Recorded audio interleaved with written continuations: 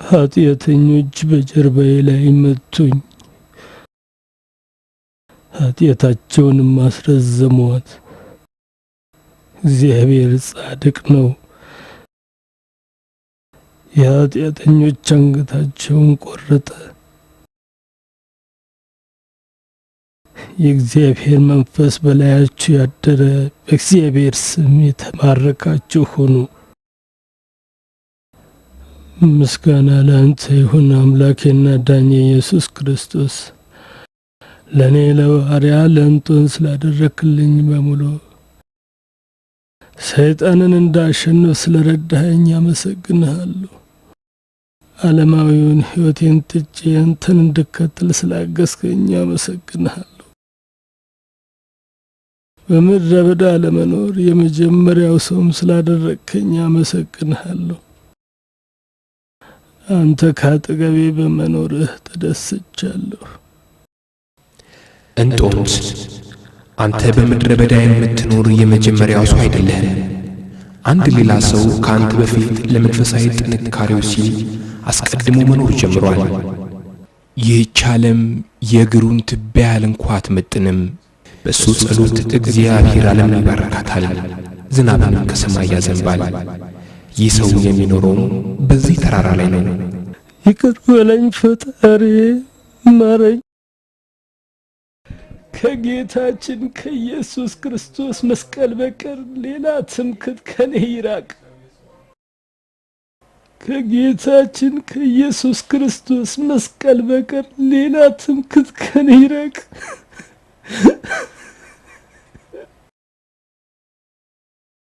ይመናኝ ማን ነው? በእምነቱ እጅግ የጠነከረውና በጌታችን ዘንድ የተወደደው ቅዱስ ጳውሊ ነው። አምላኬ ሆይ ይህ ታላቅ ሰው ወደሚኖርበት ቦታ ምራኝ፣ ቡራኬውን እንዳገኝና የምህረት ትምህርት እንዲያስተምረኝ። አምላኬ ሆይ ብርታቱን ስጠኝ። አምላኬ እርዳኝ።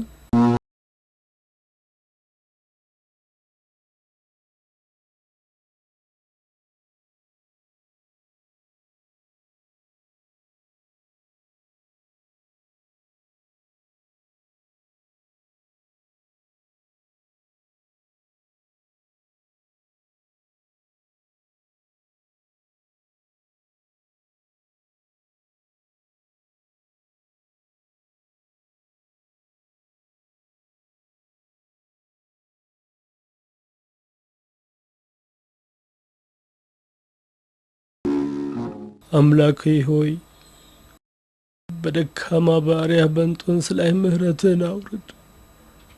አንተ የወደድከውን የመረጥከውን የጳውሊን መኖሪያ ስፍራ ምራኝ። ላይ ወዳለሁ አምላኬ፣ በእርሱ መባረክም እፈልጋለሁ።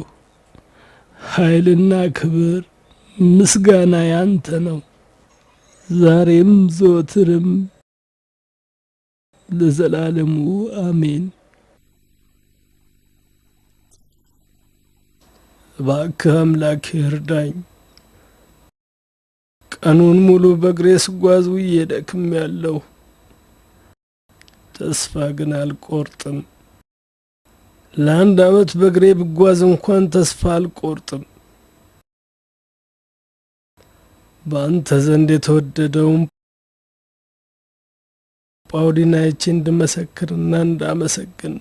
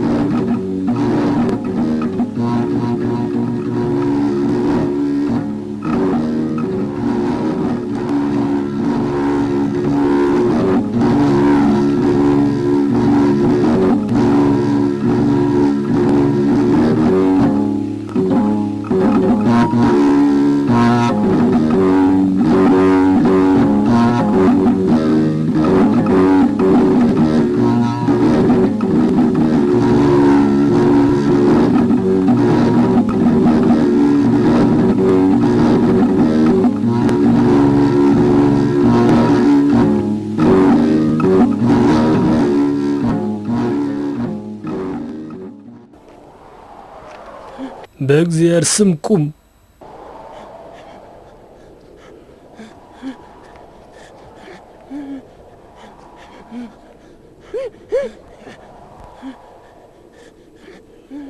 ማነህ አንተ? አይዞህ አትፍራ።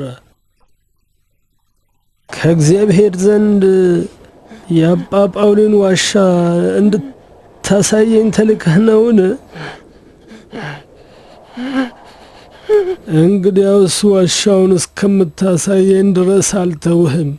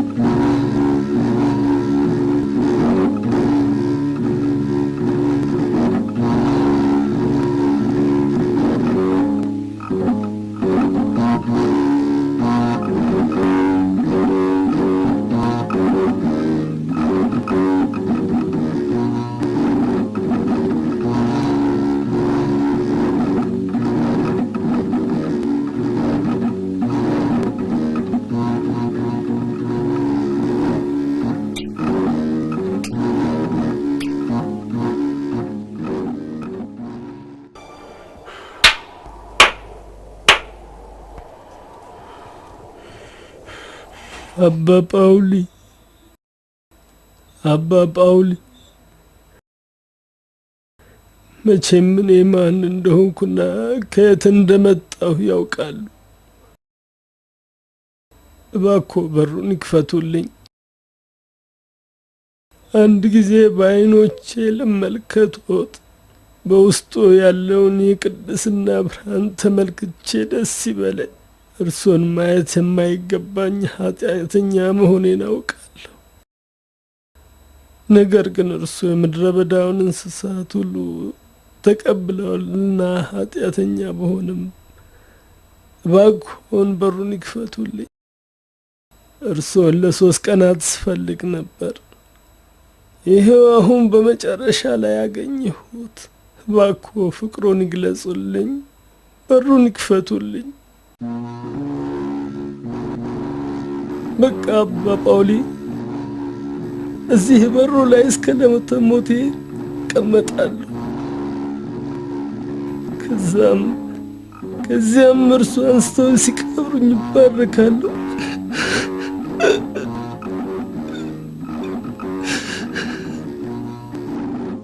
የነሱ አባቴ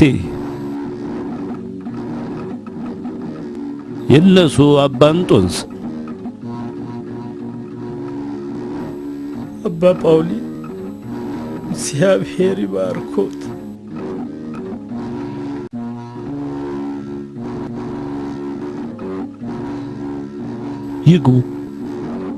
ይግቡ አባቴ።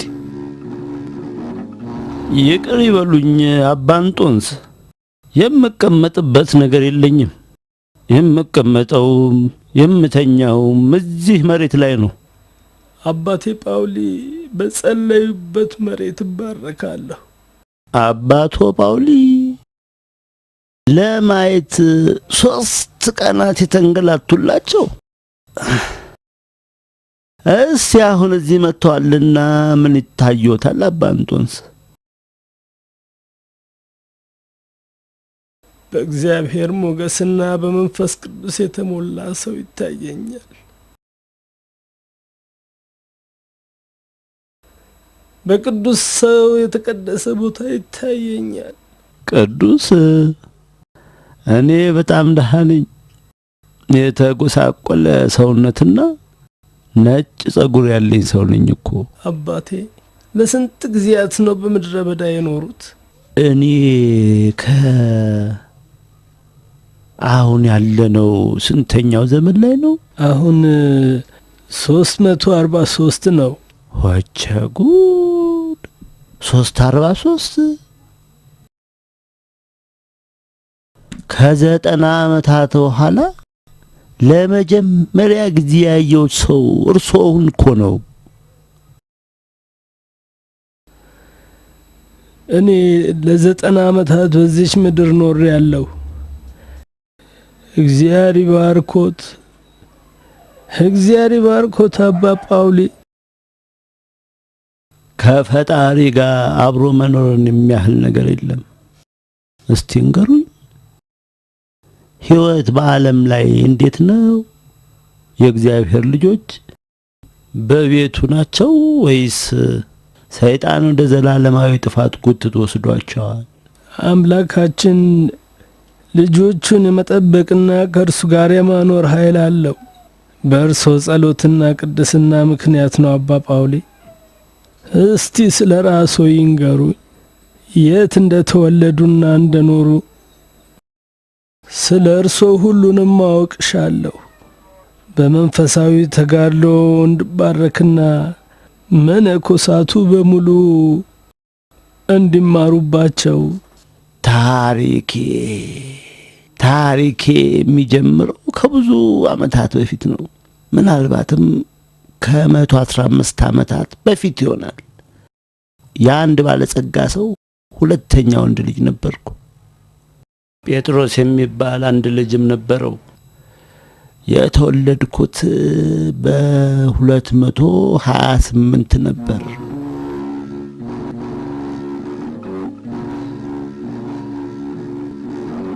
እግዚአብሔር ይመስገን አሁን ደህና ነሽ የጴጥሮስ እናት። የጳውሊ እናት ማለት ነው? አሁን ለካስ በቅዱስ ጳውሎስ ስም ሰይመነዋል። በቤተ ክርስቲያናችን በሁለቱ ቋሚ ምሰሶች በጴጥሮስና በጳውሎስ። እግዚአብሔር እነዚህን ታላላቅ ቅዱሳን እንደባረከ ልጆቻችንንም ይባርክ። አሜን። ሁሌም ጸሎቴ ልጆቻችንን እንዲጠብቃቸውና እንደ ጴጥሮስና ጳውሎስ እንዲባርካቸው ነው። አየሽ ጳውሊ እንዴት እንደሚያምር ለወደፊት መልከ መልካምና ጠንካራ ሰው እንደሚሆን ያስታውቃል። ሰርጉን ለማየት እድሜ ይስጥሽ፣ አያት ለመሆን ያብቃሽ። የጴጥሮስ እናት ማለት የጳውሊ እናት። ጴጥሮስ ናስቲ ጴጥሮስ ትንሽ ወንድምህን ተመልከተው። ቁርጥ አንተን ነው እንዴት እንደሚያምርና እናየው። ታናሽ ወንድምህን እንድትንከባከበው ፈልጋለሁ። ሁላችንም ጳውሊ እስኪያድግ መንከባከብ አለብን። ጴጥሮስ ምን ሆኖ ነው? ገና ልጅ እኮ ነው። እስመ በፈቃዱ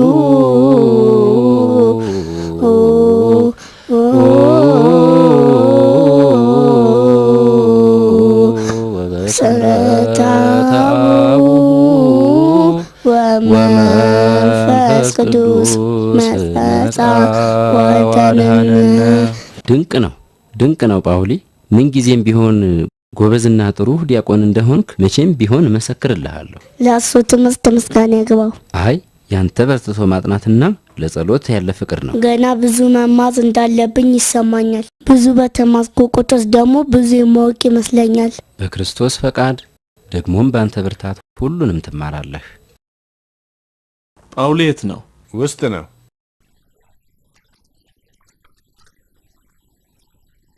በሚቀጥለው ጊዜ ሌላ ዜማ አስጠናሃለሁ። ሰላም ለእርሱ አባቴ። ላንተም ይሁን። ጴጥሮስ እንደምን አለህ? ደህና ነኝ አባቴ። ጳውሊ እንዴት ነው? መቼም በጳውሊ እንደሚደሰቱበት አምናለሁ። ሁሌም እንጂ። ጳውሊ በእግዚአብሔር ሞገስ የተሞላ ልጅ ነው። ሁሌም እኮራበታለሁ። አየ ጴጥሮስ፣ ምን አለ እንደ ታናሽ ወንድም በሆንክና አባታችን በኮሩብህ። እግዚአብሔር ካለ መቼም ማደከም ነው አይደል አባታችን። ብዙ ስራ ቢኖርቦትም ጳውሊ ሊያስተምሩ እዚህ ድረስ ይመጣሉ። በረከት ነው። ከናንተ ጋር ማሳለፈውን ጊዜ እጅጉን ወደዋለሁ። ምን አለ ሁሉም ቤተሰብ እንዲህ እንደናንተ ልጆቻቸውን በክርስትና ሕግጋት ባሳደጉ። ይመኑኝ አባቴ፣ ከጴጥሮስና ከጳውሊ እናት ሞት በኋላ የሚያስደስተን ብቸኛው ነገር ወደ እግዚአብሔር መቅረብ ብቻ ነው። እሷ በገነት ናት፣ ደስ ይበላችሁ። ምክንያቱም ነፍሳችሁን ስለማትረሱ። እሷስ ጥሩ ሴት ነበረች። ሁሌም ባገኘችኝ ቁጥር ጳውሊ እንደርሶ ካህን እንዲሆን እመኛለሁ ትለኝ ነበር። መምህር? የሃይማኖት መምህር? ለምን አይሆንም? ጳውሊ የክርስቶስ ልጅ ነው፣ በመንፈስ ቅዱስም የተሞላ ነው። እንዴ ረጋበል ገና ምን አይተህ? ቆይ ምን እንዳደረክ አሁን ታውቀዋለህ። አብሬህ የመጣው አይደል እንዴ? ቀስ በል እንጂ። ዝም በል፣ ምንም እንዳትናገር።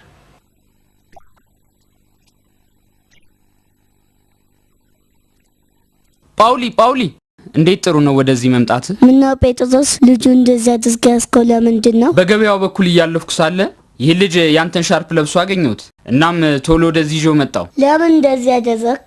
ታዲያ ዝም ብዬ ልለቀው? እርግጠኛ ነኝ ሰርቆ ነው፣ አሊያም ወድቆ አግኝቶት ወስዶት ነው። እኔ ማንንም ዕቃ ሰርቄም አላቅም። አባቴ ከመሞቱ በፊት ሁሌም ሃና መቼም ቢሆን እግዚአብሔርን የሚያስቀይም ነገር አታድርግ ይለኝ ነበር። ተሳስተሃል ጴጥሮስ፣ የሻስፔን አይደለም። እንዴት የኔ አይደለም ትላለህ? በደንብ እኮ ነው የማስታውሰው። አባባ አይደል እንዴ ባለፈው ከሄደበት ሲመጣ ይዞልኝ የመጣው? በዛ ላይ ደግሞ አይነቱ ልዩ ነው። ነገርኩህ፣ የኔ አይደለም። ያለ ጥፋቱ ልጅ ስላዋዘትከው ይቅርታ ጠይቀው። ይቅርታ። አሁን መሄድ ትችላለህ። ይቅርታ አድርግልን። ጴጥሮስ ተሳስቶ ነው። አመሰግናለሁ ጳውሊ፣ ደህና ሁን። በጣም ገርሞኛል። እንዴት ይሄን ውድ ሻርፕ ሊገዛ ይችላል? በጣም ደሃ እኮ ነው። እንደዚህ አትበል። በእርግጥ ሻስፔን ነበር። ምን ማለት ነው ነበር? እንዳልከው ልጁ በጣም ደሃ ነበር። በጣም ስለሚበልጥ እኔ ሌላ ሻስፕ ነበረኝ፣ እሱ ምንም አልነበረውም። እንደ ስጦታ ሰጠሁት። እሺ የኔ አይደለም ብለው ዋሸኝ አይደል? አይ አልዋሸሁም፣ ምክንያቱም ከሰጠሁት ጀምሮ የእሱ ሻስፕ ሆኗል። ምጽዋት በሚስጥር መሰጠት እንዳለበት አታውቅም? ምጽዋት ምንጊዜም በሚስጥር ነው የሚሰጠው። ይሄ እኮ በጣም ውድ ነገር ነው። ሌላ ብትሰጥ ይሻል ነበር። እኔ ያሰብኩት አንድ ነገር ብቻ ነው። ኢየሱስ የተናገረው የመጽሐፍ ቅዱስ ቃል ከነዚህ ደካሞች ለአንዱ የምታደርጉትን ለእኔ እንዳደረጋችሁ ትቆጥረዋለሁ። እና ታዲያ ክርስቶስ እየበረደው እያየው እንዴት ትቼ እሄዳለሁ?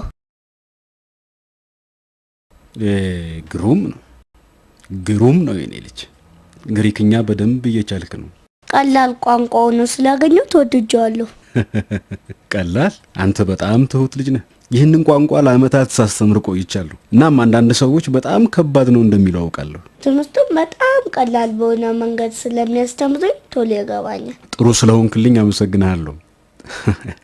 ጳውሊ፣ አሁን ግሪክኛ ማንበብና መጻፍ ካጠናን በኋላ ምን ያህል በቋንቋው መግባባት እንደምትችል እናያለን።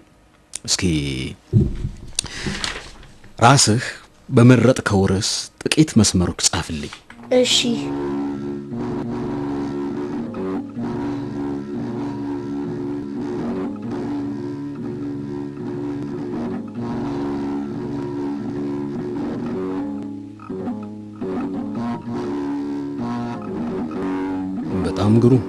በጣም ግሩም።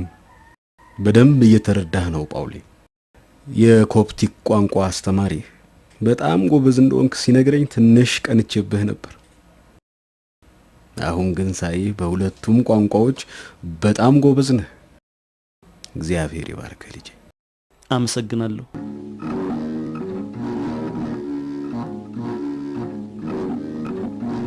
እንደ ወትሮህ ለብቻ ተቀምጠሃል? እንደምን አሉ አባቴ? እንደምን አለህ ልጄ? ሁሌም እንደዚህ ዝምተኛ ነህ እንዴ? ምን ነው ዝም ማለት ጥሩ አይደለም? ኧረ የለም፣ ከኩዮች ጋር ስትጫወትም እንኳን አይቼህ አላውቅም እኮ። ለምንድን ነው ብቻህን የተቀመጥከው? ሐሳብ ገባህ እንዴ? አይደለም አባቴ፣ አንድ ነገር እያሰላሰልኩ ነው። ሐሳብ ከክርስቶስ መነሳት ጋር ይያያዛል? አዎን። ለዚህ ነው በክርስቶስ ስዕል የተመሰጥከው? እስኪ ንገረኝ ያሳሰበህን። ክርስቶስ ወደ ሰማይ ሲያርግ ሁሉም ሰዎች ያሳለፈውን ስቃይ ያውቁት ነበር? አያውቁም። ለዚህ እኮ ነው ደቀ መዛሙርቱን ሂዱና አሕዛብን ሁሉ አስተምሩ ያላቸው። ስለዚህ ከእርሱ በኋላ ስራውን እንዲቀጥሉ እምነቱን ጥሎባቸዋል ማለት ነው። በሚገባ አባቴ እኔን እንደላከኝ እኔም እልካቸዋለሁ፣ እፍ አለባቸው፣ መንፈስ ቅዱስንም ተቀበሉ አላቸው። እግዚአብሔርን በደቀ መዛሙርቱና በመንፈስ ቅዱስ በኩል እናውቀው ነበር ማለት ነው። እንዴት ጳውሊ፣ ልክ ነህ።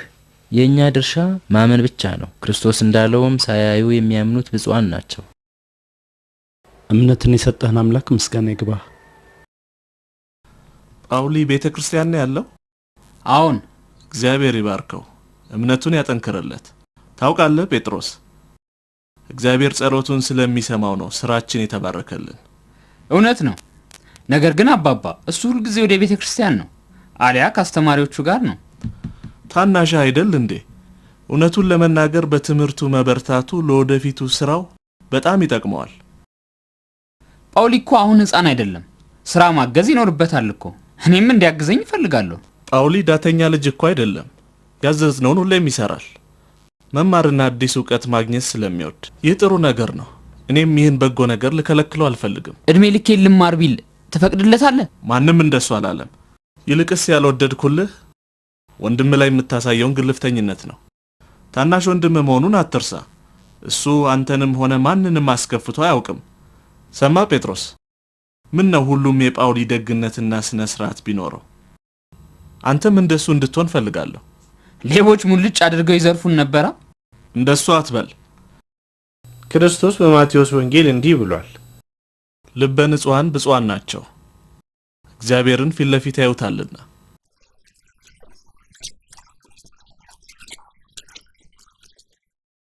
ጌታዬ ጳውሊ። እንደምን አለ ጌታዬ ይስሐቅ? እንደምን አለ ጌታዬ? ጌታዬ፣ እኔ ላንተ እንደ ልጅህ አይደለም? ወንዶች ልጆች እንዴት ናቸው? ደህና ናቸው። ሁልጊዜ ስላንተ እኮ ይጠይቁኛል። ምነው ግን አንተ እንደ ድሮ አትጠይቀንም? ልክ ነው። ስላጠፋው ይቅርታ አድርግልኝ። ይቅርታ አድርግልኝ ከሚባለው በላይ ነው የምናስቸግርህ። በነገራችን ላይ ይህ ቢንያም ይባላል። አባትህ በቅርብ ነው የቀጠረው። እንደምን አለ ቢንያም? ስራህን እንደወደድከው ተስፋ አደርጋለሁ። እግዚአብሔር ይመስገን። አባትህ በጣም ጥሩ ሰው ናቸው። አመሰግናለሁ ቢንያም። መተህ ጠይቀን ጌታዬ ጳውሊ። አሁንም ጌታዬ ጳውሊ። ሰማሁ ቢኒያም? አትቁጠርበት ጌታዬ ጳውሊ። አንተም እንደዛ አልክ? ከአምላካችን ከኢየሱስ ክርስቶስ ሌላ ጌታ የለም አለ እንዴ? ትክክል ነህ ጳውሊ። እሺ እንግዲህ እግዚአብሔር ከፈቀደ መጥቼ ጠይቃቸዋለሁ።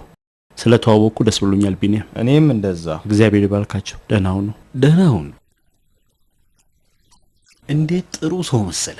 እንዴት ስርዓት እንዳለው አየህ። ሰዎችን ይወዳል፣ ማገልገልም ይወዳል። እንኳን እንደ አባቱ ሆነ እንደ ወንድሙ ጴጥሮስ ባለመሆኑ እግዚአብሔር ይመስገን። ጴጥሮስም እኮ መጥፎ ሰው አይደለም። ኃይለኛ የሆነው እኮ ስራ ስለሚወድ ነው።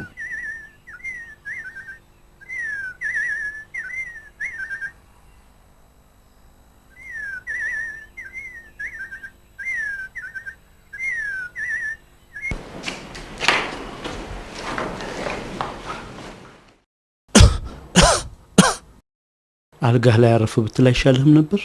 አሞኛል። አልጋ ላይ ዝም ብሎ መጋደም ግን በጣም ሰለቸኝ እኮ። አይዞ ቀስ በል። ና እስቲ አጠገቤ ቁጭ በል። ና። አንተን ማዋራት ያጽናናኛል። እያዳመጥኩ ነው አባ። ስማኝ ጳውሊ፣ እንደ ጴጥሮስ ሚስት እንድታገባ ፈልጋለሁ። እባክህ ልጄ። ለሱ ጊዜው ገና ነው። አሁን አንተ ደና እንድትሆን የምፈልገው። እኔም ከመሞቴ በፊት አንተ ደና መሆንን ማወቅ ፈልጋለሁ። እግዚአብሔር ረጅም እድሜና ጤና ይስጥህ። አድምጠኝ ልጄ። ምን መሰለ፣ ወንድምህን ስራ እንድትረዳው ፈልጋለሁ። ታገሰው።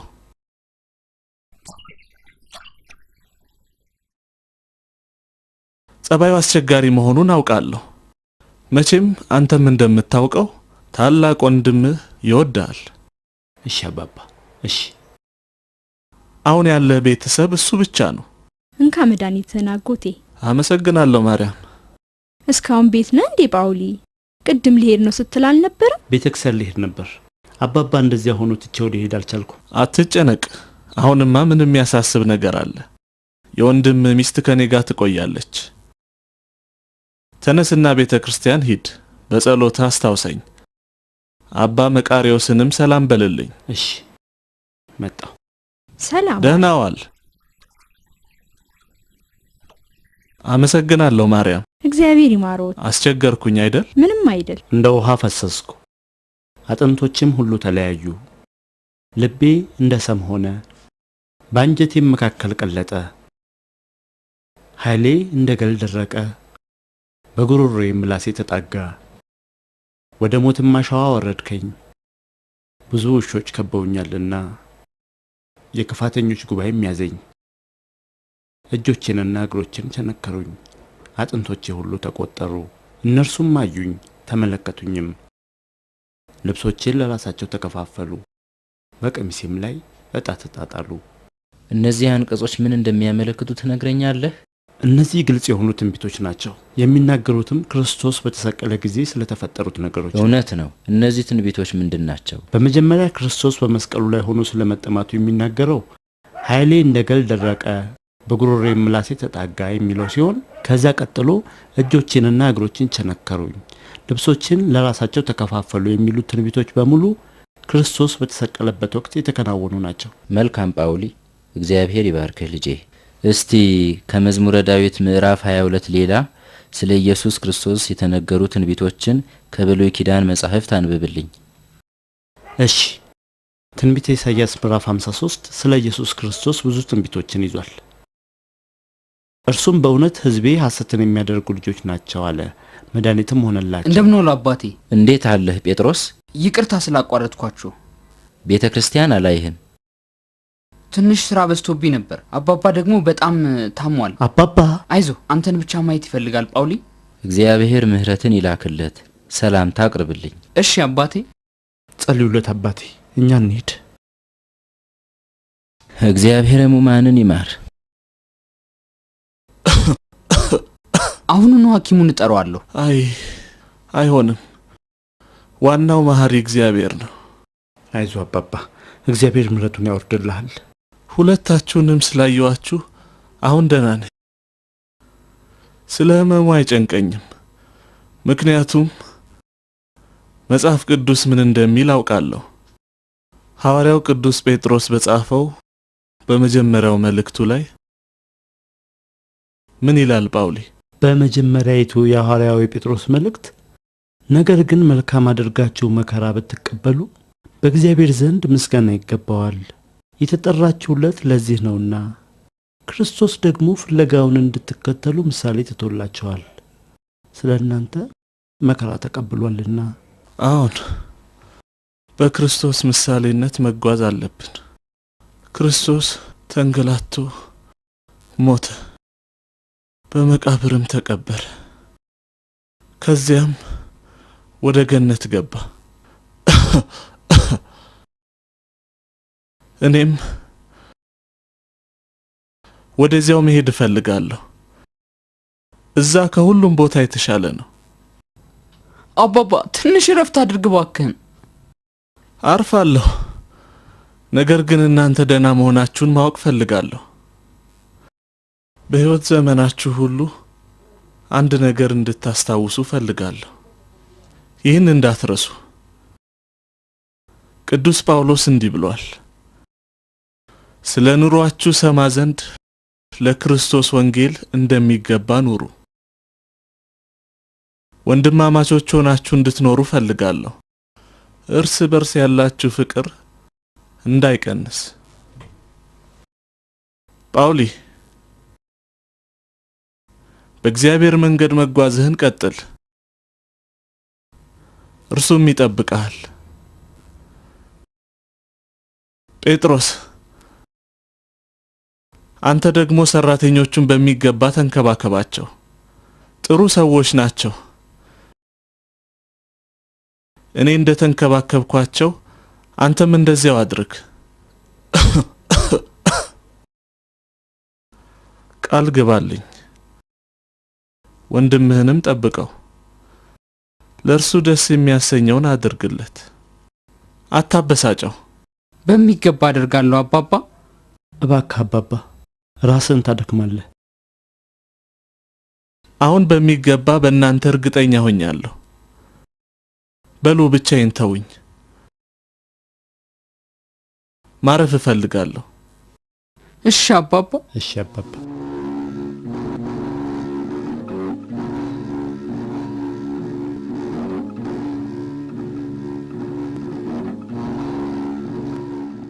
መጽሐፍ ቅዱስ እንዲህ ይላል፣ ኢየሱስ እንደሞተና እንደተነሳ ካመንን እንዲሁም በኢየሱስ ያንቀላፉትን እግዚአብሔር ከእርሱ ጋር ያመጣቸዋልና። ዳዊትም በመዝሙር 116 ላይ ነፍሴ ሆይ ወደ ረፍትሽ ተመለሺ፣ እግዚአብሔር መልካም አድርጎልሻልና ይላል። አሁን አባታችሁ ወደ ረፍት ተመልሷል። ልናዝን አይገባም። ከሟች ስጋው ከበሽታና ከችግር ስለተገላገለ ልንደሰት ነው የሚገባው። አይደለም እንዴ? አቤቱ የመረጥከውና የተቀበልከው በማደሪያዎችህም ያኖርከው ምስጉን ነው።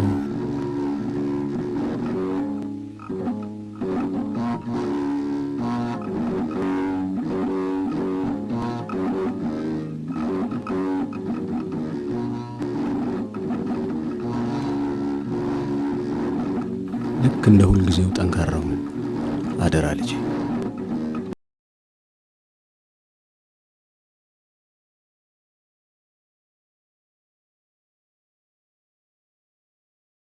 እግዚአብሔር ያጥናህ ጴጥሮስ።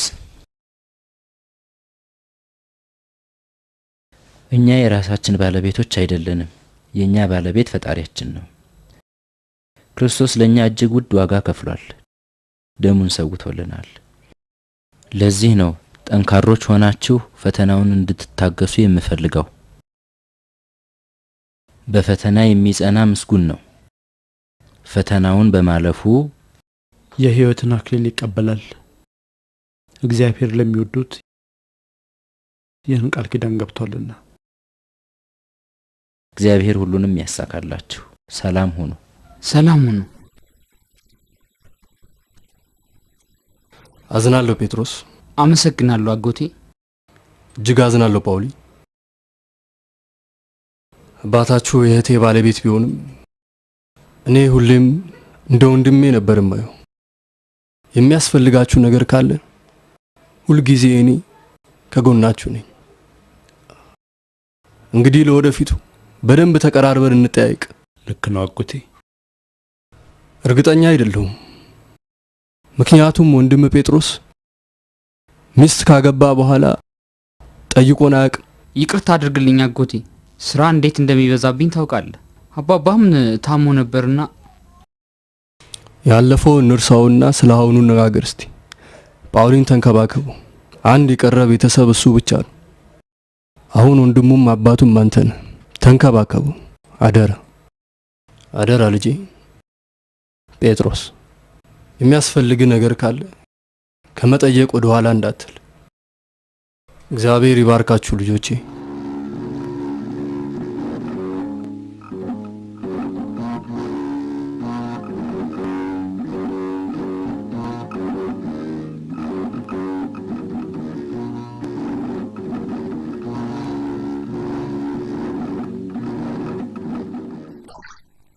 እንካ ዮሴፍ ጠጣ።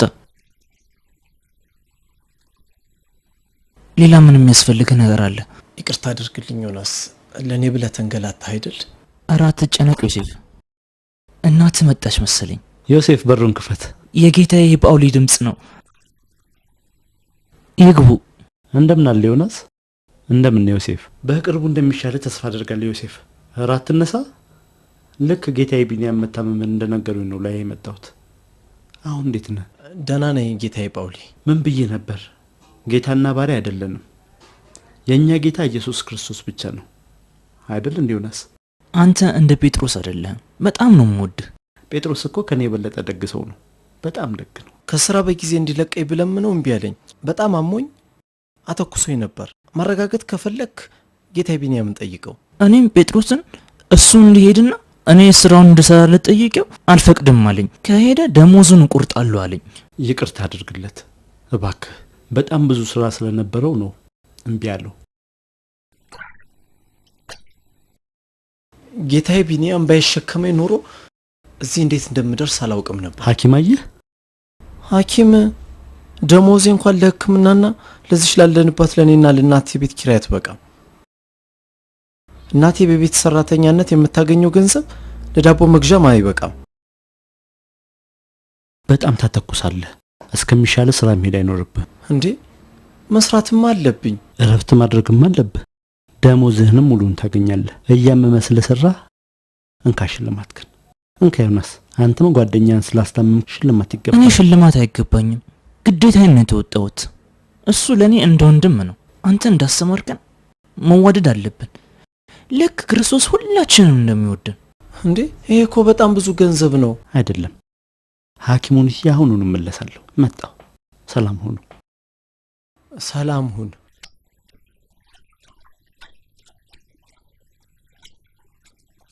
ጌታዬ ጳውሊን በጣም ነው የምወደው።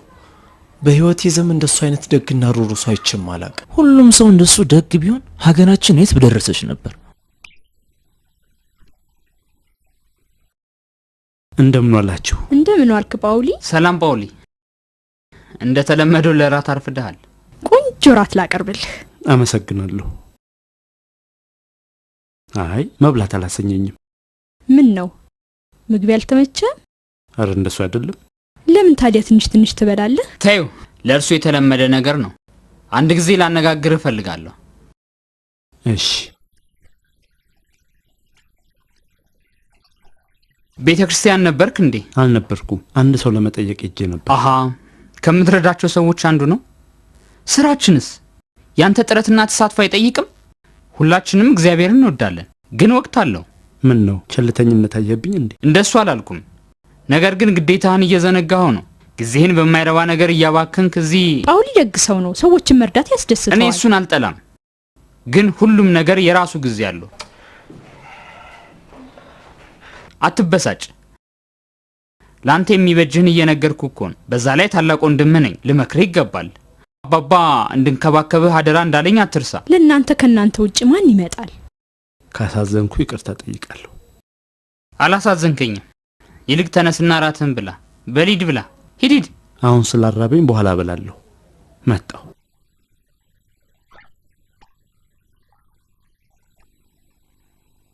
ተስፋ የለውም። ምንም ነገር አይገባውም። እጅግ በጣም ደረቅ ነው። ማንንም ሰው ቢሆን አዳምጦ አያውቅም። አሁንም ቢሆን እኮ ታናሽ ወንድምህ ነው።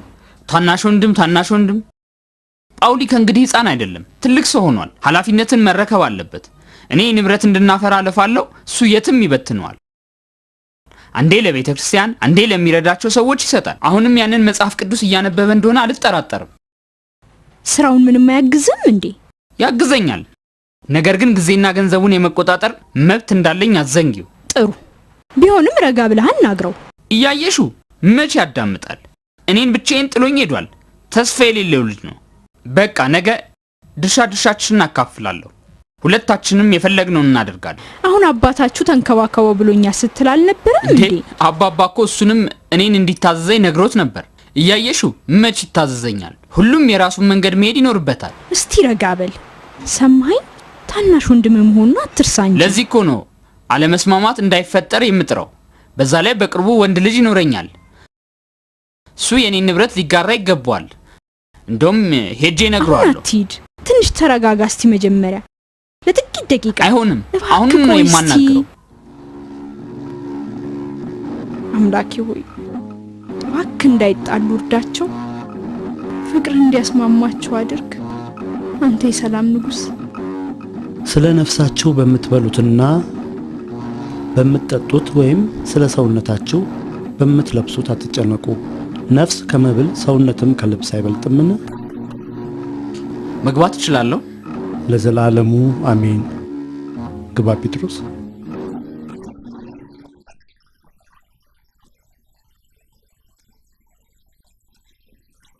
ስማኝ ጳውሊ፣ ነገሩን አላድበሰብሰውም።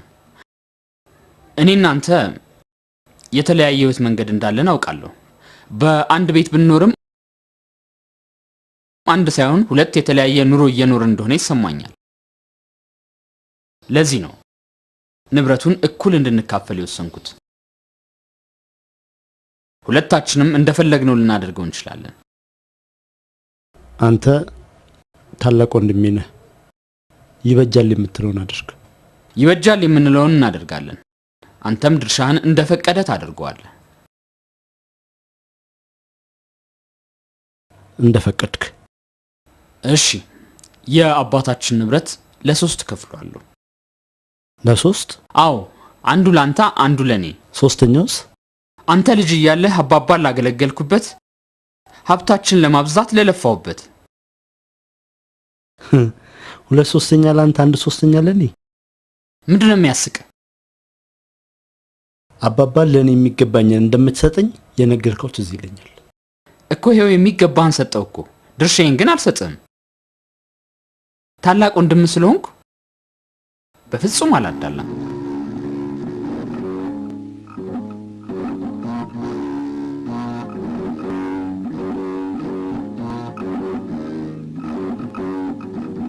እሺ፣ የአባታችን ንብረት ለሶስት ከፍሏል። አንተ ልጅ እያለህ አባባን ላገለገልኩበት፣ ሀብታችን ለማብዛት ለለፋውበት። እኮ ይሄው የሚገባህን ሰጠው እኮ፣ ድርሻዬን ግን አልሰጥህም። ታላቅ ወንድም ስለሆንኩ በፍጹም አላዳላም።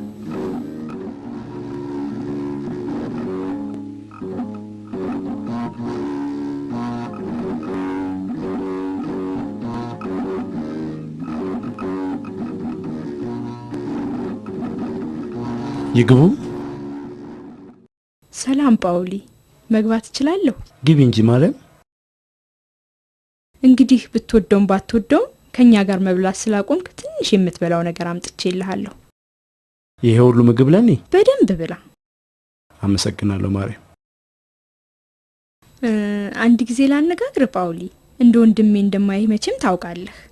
በሚገባ እንጂ ማርያም። አድምጠኝ ጳውሊ፣ ጴጥሮስ የሚያደርጋቸውን ነገሮች መቃወም አልፈልግም። ምንም ቢሆን ወንድምህ ነውና ከኔ የተሻለ በደንብ ታውቀዋለህ። ነገር ግን እንዴት እንደሚወድ እግዚአብሔር ብቻ ነው የሚያውቀው። አውቃለሁ። ስለ ንብረት ክፍፍሉም ቢሆን እናንተ ወንድማማቾች ናችሁ፣ አንድ ናችሁ። ያንተ ንብረት የሱ ደግሞ ያንተ ነው አይደል እንዴ ጳውሊ? ልክ ነው።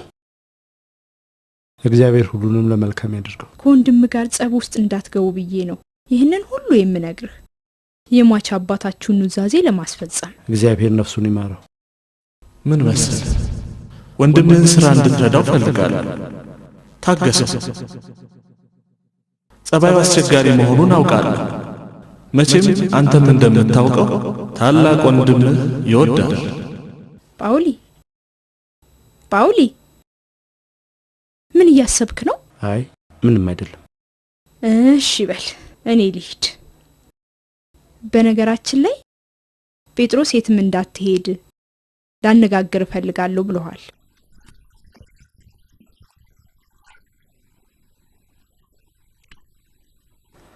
ከአሁኑ አጠቃላይ ትርፋችን ያንተ ድርሻ ይኸውልህ። ገበያ ላይና መጋዘን ውስጥ ያሉትን እቃዎች በሙሉ ገምቻለሁ። ስለዚህ ላንተ የሚገባ ድርሻ ይኸውና። ይህንንም እንካ ቁጠረው። ምንድናቸው? ሰሞኑን አብረህ ለሰራህበት ደሞዝ ነው። 50 ሳንቲሞች። ምን ነው ደስ አላሰኘህም? ስለ አዲሱ መሬት ምንም ያልከኝ ነገር የለም። ቦታው በእኔ ስም መሆኑን ታውቅ የለም እንዴ? እንዴ የአባታችን ንብረት እኮ ነው። ያ ማለት ለኔም ግማሹ ይደርሰኛል ማለት ነው። እንደውም ከመሬቱ የሚገባኝን ድርሻ አልፈልግም የሚል ደብዳቤ ልጻፍልህ። ቆይ እኔ አዲሱን መሬት ወስዳለሁ። አንተ ደግሞ የበፊቱን ቦታ ከነተያዥ ንብረቶቹ ትወስዳለህ። ሁሉም ያንተ ነው ጳውሊ። ግን የአዲሱ መሬት ዋጋ እኮ ከበፊቱ መሬት በጣም ይበልጣል። አይበልጥም። መሬቱ 2000 ብር ያወጣል። ይሄኛው ግን 1000 ብር ብቻ ነው የሚያወጣው።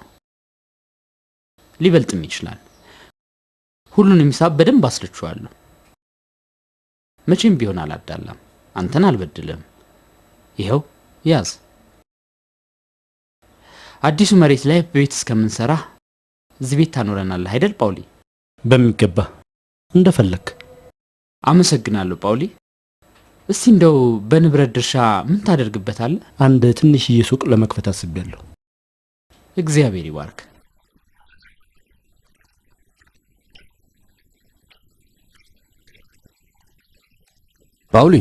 ጳውሊ እንደምን አለ አጎቴ? ይቅርታ አድርግልኝ፣ ሌላ ጊዜ ያገኛለሁ። እንኳን ወደ ቤት መጣህ አጎቴ። አመሰግናለሁ። መቼ ተመለስክ? ከ2 ቀን በፊት። እንዴት ነው አሁን ጳውሊ? ደህና ነኝ አጎቴ፣ እግዚአብሔር ይመስገን። ወንድም ጴጥሮስስ እንዴት ነው? ደህና ነው። ንብረቱን ስለመካፈላችሁ የሰማሁት ነገር እውነት ነው? አሁን አጎቴ ጴጥሮስ የአባታችንን ንብረት አካፍሎናል። አሁን እንኳን እድሜ ስለደረሰ የራስህን ንግድ መስራት ትችላለህ። ነገር ግን እንደሰማሁት አብዛኛውን ንግድ የሚቆጣጠረው ጴጥሮስ ነው። እስቲ አንተ ድርሻ የታል? እውነቱን ለመናገር በ2/3ና 1/3 ነው ያካፈለው። እንዴት? በ2/3ና በ1/3? ለምን ቢባል ይህ አግባብ ነው እንዴ? ጴጥሮስ እንዲንከባከበ ስነግረው ይህን ያደርጋል እንዴ? አዳልቶ በድሎሃል እኮ። ይህን እግዚአብሔርም አይወደውም። የወንድምህን የዋነት ተጠቅመ የሰራው በጣም ነውርና አግባብነት የሌለው ነገር እንዴት የሱንም ድርሻ ጨምረህ ትወስዳለህ? ጳውሊ እንድትከባከበውና እንድትጠብቀው አልነገርኩ? መልስልኝ ጴጥሮስ፣ ተናገር እንጂ። አባታችሁ ከሞተ በኋላ እኮ አንተ ብቻ ነህ ቀሪ ቤተሰቡ። ይቅርታ አጎቴ፣ ይሄ በእኔና በወንድሜ መካከል ያለ ጉዳይ ነው። እኛው ራሳችንን ልባት እንሰጠዋለን። እንደዚህ ነው ነገሩ። እኔ ምንም አያገባኝም ማለት ነው። አመሰግናለሁ ጴጥሮስ። እኔን እንደ አባት የምታየኝ መስሎኝ ነበር። በሁሉም ነገር ጣልቃ መግባት ሳይሆን እኔ እንደማስበው ግዴታም ጭምር እንዳለብኝ ነበር የማውቀው። አመሰግናለሁ። ለማንኛውም አመሰግናለሁ አጎቴ። ነገር ግን ጉዳዩ ቀላል ነው። ወንድሜና እኔ እንፈተዋለን። ነገሩ እንዲህ ነው። እንደዛ ብለህ ታስባለህ ጴጥሮስ? መልካም። እኔን የወንድምህን መብት ከማስጠበቅ ልታግደኝ ትችላለህ። እግዚአብሔርን ግን ጣልቃ እንዳይገባ ልታግደው አትችልም። እግዚአብሔር ለሙሴ እንዲህ ብሎታል። እግዚአብሔር ላንተ ይዋጋልሃል እና አንተ ባለህበት ሁሉ በእርግጠኝነት እግዚአብሔር ጳውሊን እንዲያሸንፍ ያደርጋል። ለምን እንደሆነ ታውቃለህ? ልቡ ንጹህ ስለሆነ። ምንድነው አጎቴ?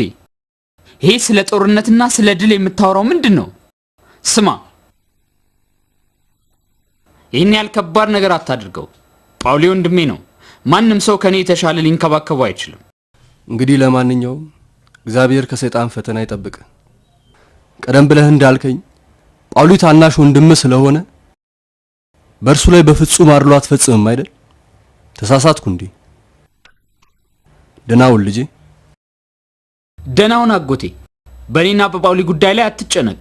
ስላሰብክልን አመሰግናለሁ። አጎቴ ሄዱ እንዴ? ጳውሊን አየሽው? አንቺ ደግ ነው ይወድሃል የምትዩ ምን አደረገ? ለአጎቴ አሳጣኝ። በቤተሰብ ውስጥ እንድትጠላ ነው የሚፈልገው። እኔ ለሱ ራስ ወዳድ ነኝ። ጳውሊ አይሆንም። እሱ እንዲህ ያለ ነገር በፍጹም አያደርግም። ለምን? ምክንያቱም እሱ መልአክ ነኝ ሰይጣን ስለሆንኩ። እኔ ለሱ ራስ ወዳድ ነኝ። አይደለም የኔ የሆነውን ብቻ ነው የወሰድኩት። ልክ ነኝ። ከአባቴ ለስራዬ የተከፈለኝ ሽልማት። ወንድምን ማጣት ጥሩ ነው። ሰላምስ ይሰጥሃል። መልካም። ከሱ ጋር አነጋገርና ችግሩን ፈተዋለሁ። እባክህ ጌታዬ ለችግሩ መፍትሄ ስጥ። ለምን ትቆጣኛለህ? ስለኔ ላጎት ነገርከው። ስላንተ ለሱም ሆነ ለማንም ሰው አልተናገርኩም። በአጋጣሚ ነው ያገኘሁት። ስላንተ ላናግረውም አልፈለኩም ነበር። አታምነኝም? ላታምነኝ ትችላለህ። የኔን ስጠኝና የራስን ውሰድ እና አንድ ቃል አልናገርም። ባደረግነው ክፍል የረካ አይመስለኝም። ምንም ልዩነት አያመጣም። እናስ የመጠርጠር መብት አለኝ። ከሰራተኞቹ የሰማሁት ክፍሉ ላንተ አድሏይነት እንዳለው ከተናገሩት አንዱ አንተ መሆንን። ጴጥሮስ የሰማው ነገር ካለ የነሱ አመለካከት ነው። እኔ ያልኩት ነገር አይደለም።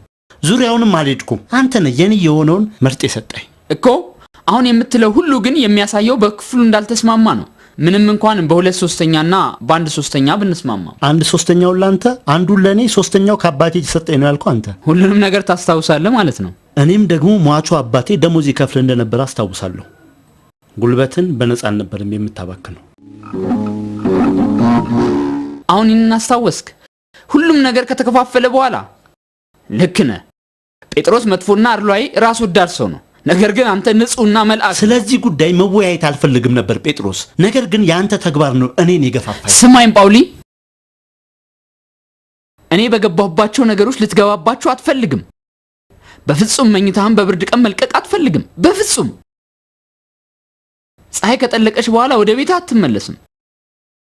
ለገንዘባችንና ለሀብታችን ጥንቃቄ የማደርገው እኔ ነኝ። አንተ የምትሰራው ሁሉ መማር፣ ማጥናትና መጸለይ ነው። ሁሉም ያንተ ሀብት ውጤት የኔ ነው። የኔ ስራና የኔ ትጋት ነው። አንተ ምንም አላረክም። ምንም ሚና የለህም። ጠንክራ አትሰራም። እኔ እንደምሰቃየው ትክክል አይደለሁም ጳውሊ? የምታስበው ይሄ ከሆነ ምን እላለሁ? ምንም ነገር አትበል። ያንተ የሆነውን ወስደሃል፣ እኔም የኔን ወስጃለሁ። ደህና ደር።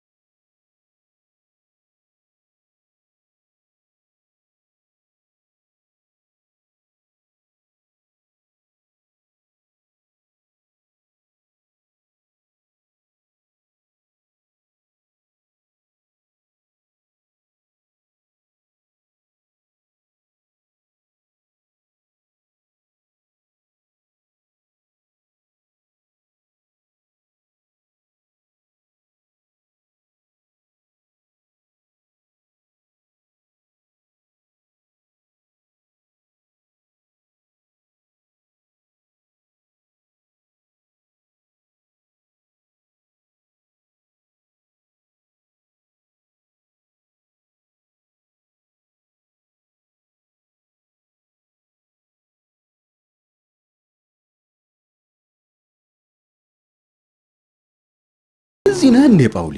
ስፈልግህ ነበር እኮ። ምን ተፈጠረ? አይዞህ አትጨነቅ ጌታዬ። አቶ ዋና ሱቅ መጥቶ ነበር፣ የጠበቀህ ነበር። ስትቆይ ጊዜ የባለፈውን ሂሳብ ከፍሎ አዲስ ዕቃ ይዞ ሄደ። የዚህን ሂሳብ በሚቀጥለው ከፍለሃለሁ ብሏል። ደረሰኝ ሰጠህ? አዎ ይኸውልህ። ይህንንም ትቶልህ ሄዷል።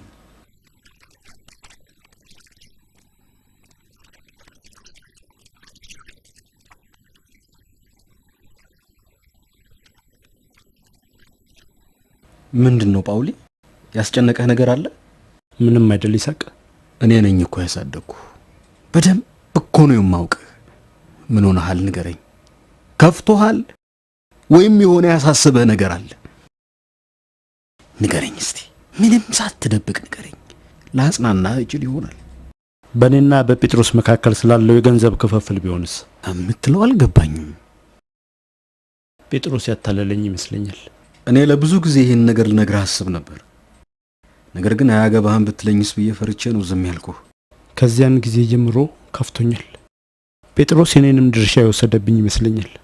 ለምን አባ ሚካኤልን አታናግራቸውም? ጴጥሮስን ጠርተው ቢጠይቁት። ሞክሬያለሁ። ነገር ግን ጴጥሮስ ለኔ የሚገባኝን ትክክለኛ ድርሻዬን እንደሰጠኝና ማንም ሰው ስለዚህ ነገር ሊያነሳበት እንደማይፈልግም ነግሯቸዋል። አንተም አንድ ውሳኔ ላይ ሳትደርስ አልቀረህም። ልክ ነህ። ወደ ፍርድ ቤት ልሄድ ወስኛለሁ። ምን ታስባለህ? ስለምን? ዳኛው ዘንድ ሄደን ሁሉንም ነገር እናስረዳቸዋለን። እኔም ፍርድን እቀበላለሁ። ምንም እንኳን ነገሩ ይህን ያህል እንዲጋነን ባልፈልግም ግን እስማማለሁ። መፍትሄው ይሄ ሊሆን ይችላል። እግዚአብሔር ፍቃዱን በዳኛው አንደበት ያድርግ። ወደ ፍርድ ቤት በጠዋት እንሄዳለን። ከዚያ በኋላ ይህን ጉዳይ ቋጭተን ትኩረታችንን ስራችን ላይ እናደርጋለን። ጌታዬ እንደ ፍቃድ ይሁን። አድምጠኝ ጳውሊ። ዳኛው የፈቀደውን ቢል ድርሻህም የፈለገውን ያህል ቢጨምር አንድ ቀን ገንዘብ ሁሉ እንደሚያልቅና እንደምትቸገር ወቅ። ገንዘብህን በደንብ ያዘው ጳውሊ። ስለ ምክርህ አመሰግናለሁ ጴጥሮስ። እርግጠኛ ነኝ ያ ገንዘብ የተቸገሩትን ለመርዳት ሲውል የእግዚአብሔር ጸጋ አግኝቶ የበለጠ ይበረክታል። እኔ እንድታውቅ የምፈልገው ድርሻህን ካጠፋው ማንም ሰው ከዛ በኋላ የሚረዳ የለም። ልክ ነህ፣ አውቃለሁ።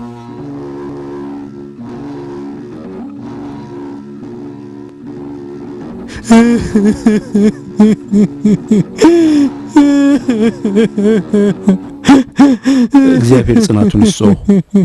ሟች ወንድም ሆነው አይደለም ጓደኛዬ ነበረ። ነገር ግን ለኔ ከወንድም በላይ ነበረ። አሁን እኮ በተሻለ ቦታ በገነት ነው ያለው። አይዞህ፣ ከክርስቶስ ጋር መሆን በእጅጉ የተሻለ ነው እኮ አይደለም እንዴ? ምነው ነገሩ እንዲቀላል በሆነ። ምን ማለት ሆኖ? ሀብታም ነበር። ሀብቱንም የበለጠ ለማብዛት ይፈልግ ነበር። ከገንዘብ ውጪ ስለ ሌላ ነገር እንኳን አውርተን አናውቅም። ሁሉን ትሎ ሄደ። ስለ ዘላለም ህይወቱ እንኳን አስቦ አያውቅም። ራሱ ለሁሉ ነገር ዝግጁ አድርጎ ሲኖር ለዚህ ቀን ብቻ ግን እንደ ሰነፎች ሰራተኛ ነበረ። ዘይት ሊያመጣ ሄዶ ሳለ ሙሽራው ቀድሞ ስለመጣ የተዘጋጀ ነገር የለም ነበር። ያሳዝናል። የገንዘብ ፍቅር የኃጢአት ሁሉ መሰረት መሆኑን ዘነጋው። ሰው ሁለት ጌቶችን ሊያገለግል እንደማይችል አላወቀም። ወይ እግዚአብሔርን ወይ ገንዘብን። ይህን ያህል ያዝኑለታል፣ ሊወዱታል ማለት ነው? አይ እኔ በራሴ በጣም አዝናለሁ። ከእግዚአብሔር ርቄ ላሳለፍኩት እያንዳንዷ ቀን አዝናለሁ። ጎበዞች ሰራተኞች ያደረጉትን ዘይቱን ይዤ መጠባበቅ ይኖርብኛል። ሙሽራው ሲመጣ ሁሉ ነገር ዝግጁ እንዲሆንና እግዚአብሔርን በበጎ ስራዎች ተዘጋጅቼ ልጠብቀው ሻለሁ። ዓለምን ወይም በዓለም ያሉትን አትውደዱ። በዓለም ያለው ሁሉ እርሱም የሥጋ ምኞትና የዓይን አምሮት፣ ስለ ገንዘብም መመካት፣ ዓለሙም ምኞቱም ያልፋሉ። ተመስገን አምላኬ፣ በዚህ ሰው የተመሰለ መንገድን አሳይተኛል። ጎበዝ ሰራተኞች እንዳደረጉት ዘይቱን ይዤ መጠባበቅ ይኖርብኛል። ይሄ ሰውዬ ምን እያለ ነው? የምን ዘይት ነው ይዤ ሄዳለሁ የሚለው? እንሂድ። የዚህ የውርስን ጉዳይ ጨርሰን እንምጣ። ስለ ዘላለማዊ ውርስ እንጨነቅ። ምን እያልክ ነው? ምንም። ጴጥሮስ ወደ ቤታችን እንሂድ። ቃልን አጠፍክ ማለት ነው?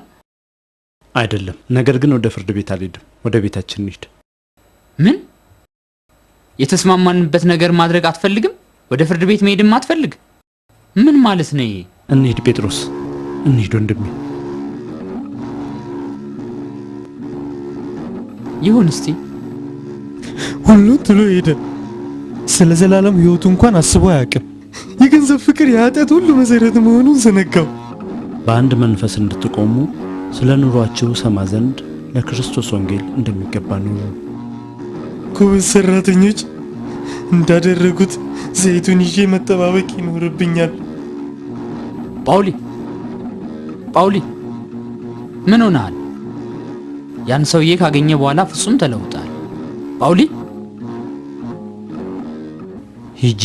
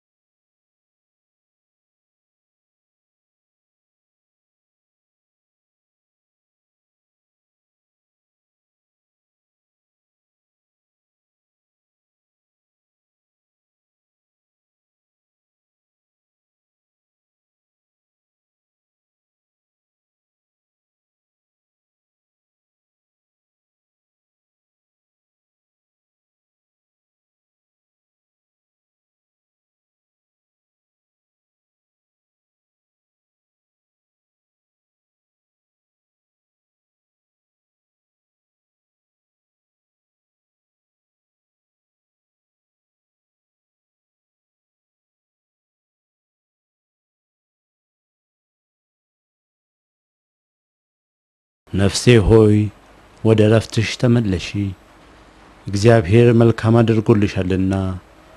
ነፍሴን ከሞት ዓይኔንም ከንባ እግሬንም ከመሰናክል አድኗልና። በሕያዋን አገር በእግዚአብሔር ፊት እሄዳለሁ። ይሁን ዲያጎቴ፣ እውነቱን ለመናገር ያልፈለኩበት ቦታ የለም፣ ግን የትም ቦታ አላገኘሁትም። ከጠፋ እኮ 3 ቀን ነው። እርግጠኛ ነኝ እግዚአብሔር ይጠብቀዋል። ልክ ነሽ ማርያም። ጴጥሮስ እስቲ ንገረኝ፣ ከጳውሊ ጋር ተጣልታችሁ ነበር እንዴ? አይ አልተጣላንም። ራሱ ነበር እኮ ወደ ቤት እንሂድ ያለኝ። የሚገባውን ድርሻ ሁሉ ብሰጠው ኖሮ ይሄ ሁሉ አይፈጠርም ነበር። ጳውሊ ስለ ገንዘብ ምንም አይጨነቅም ነበር። ያንተ በደል ነው ውስጡን የጎዳው። ምን ነው እኔን ሰምተኝ በነበር ጴጥሮስ፣ ለወንድምህ ጥሩ ቀረቤታ ብታሳየው ኖሮ ልታስደስተው ትችል ነበር። ተመልሶ በመጣና የፈለገውን ያህል ገንዘብ በሰጠሁት አባባ እኮ እንድንከባከቡ አስጠንቅቆኝ ነበር። ጳውሊ ምንም አይሆንም፣ ጤናውም አይጎዳም። እግዚአብሔር እንዲጠብቀው ሁላችንም በአንድ ላይ እንጸልይለት። ዳዊት እንደተናገረው በጨነቀኝ ጊዜ እግዚአብሔርን ጠራሁት፣ ወደ አምላኬም ጮኽኩ፣ ከመቅደሱም ቃሌን ሰማኝ። በጨነቀኝ ጊዜ እግዚአብሔርን ጠራሁት፣ ወደ አምላኬም ጮኽኩ፣ ከመቅደሱም ቃሌን ሰማኝ። ጳውሊ ሆይ አትፍራ፣ እግዚአብሔር መንገድህን እንድመራ ወደ አንተ ዘንድ ልኮኛል። የተቀደሰውን መንገድ በመምረጥህ የተባረክ ነህ። ተመስገን አምላኬ፣ ደካማ ጎኔን ስላገዝከኝ ተመስገን። መልእክተኛህን እንዲመራኝ ስለላክልኝ አመሰግንሃለሁ።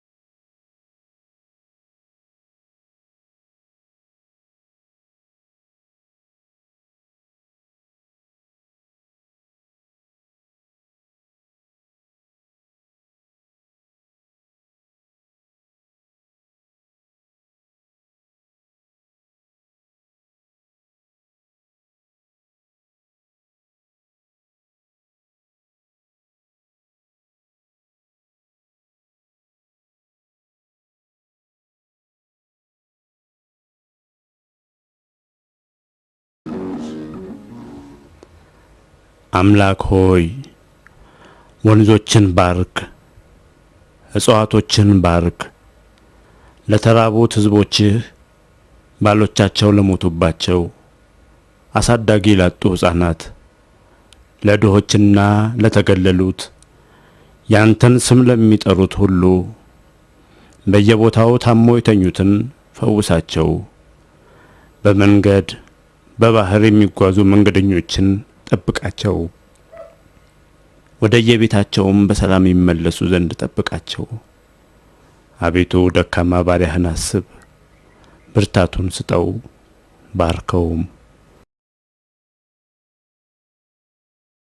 አንድም ሰው ሳላይና እኔንም ሌላ ሰው ሳያየኝ ከ90 ዓመታት በላይ አሳለፍኩ። ከእግዚአብሔር ጋር መኖሬ ለእኔ በቂ ነበር። ምን ነው አባ እንጦንስ? ስለ ጽናቱ እንዲሁም ራሱን በማሸነፉ እግዚአብሔር ይባርኮት አባ ጳውሊ። አይ ጽናት፣ ትግል እንኳን አልነበረም። ለእኔ በገነት ውስጥ ከእግዚአብሔር ጋር እንዳለው ነበር የሚሰማኝ። ልክ አዳም ከጥፋቱ በፊት እንደነበረው ስሜት ነበር የሚሰማኝ። አባ ጳውሊ፣ ስለ ምናኔ ሕይወቶ የበለጠ ማወቅ ፈልጋለሁ። እኔ ነኝ እንጂ ስለ እርሶ ማወቅ የምፈልገው አባ እንጦንስ። እኔ ብዙ አወራሁ፣ እርሶን ልስማው አባቴ። እኔ ተወለድኩት በላይኛው የግብጽ ክልል በ251 ነበር። አባቴ ሄንስ የተባለ እጅግ ባለጸጋ ነጋዴ ነበር። እናቴ ደግሞ ጋዮስ የተባለች እጅግ ጥሩ ሴት ነበረች። እኔም እግዚአብሔርን መፍራት እንደ እርሶ ከወላጆቼ ተማርኩ። እግዚአብሔርንና ቤተ ክርስቲያንን እጅግ ወድ ነበር። መጽሐፍ ቅዱስንም አነብ ነበር። 18 ዓመት ሲሞላኝ ስለ ምንኩስና የመጀመሪያውን ትምህርት ተማርኩኝ። ማን አስተማሮ? አባቴ ነበር። ያረፈውም በዛው ጊዜ ነበር። የአባቴን በድን እየተመለከትኩኝ እንዲህ ብዬ ጠየቅኩ፣ ጉልበቱ ወዴት ሄደ? እናም እንዲህ ብዬ አስብ ጀመር፣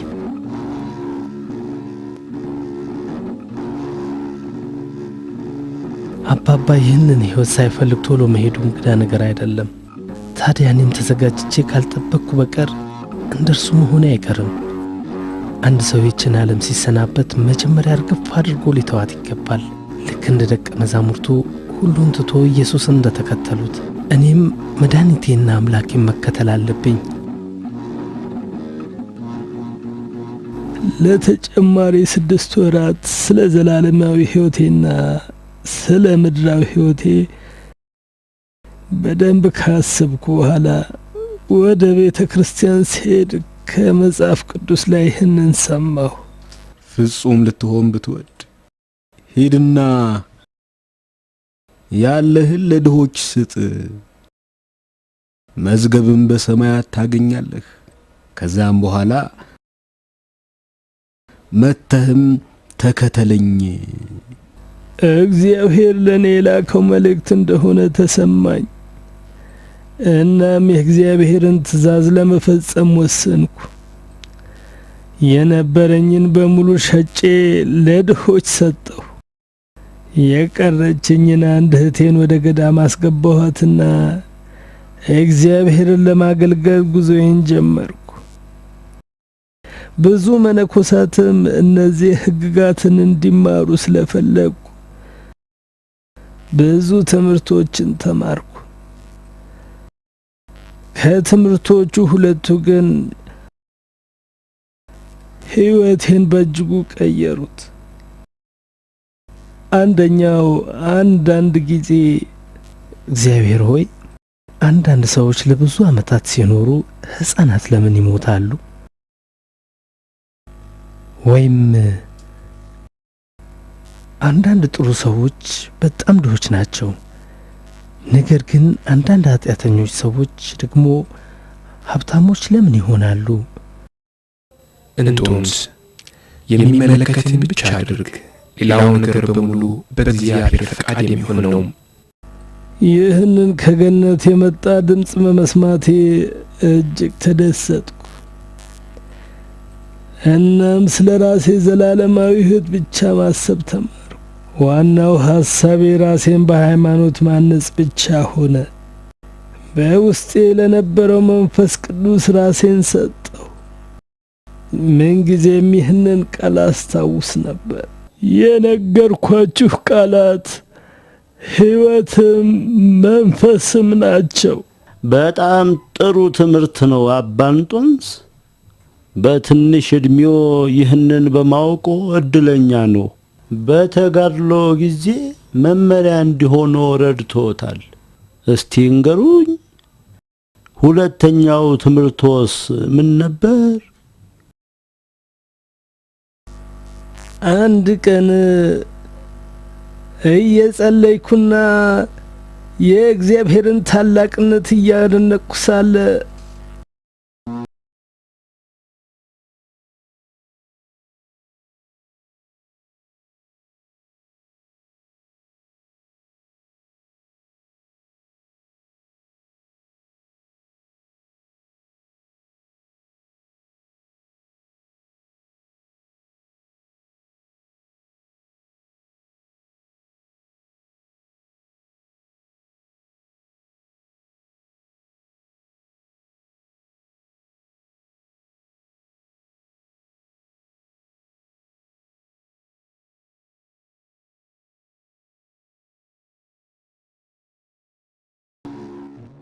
ስሚ አንቺ ሴት!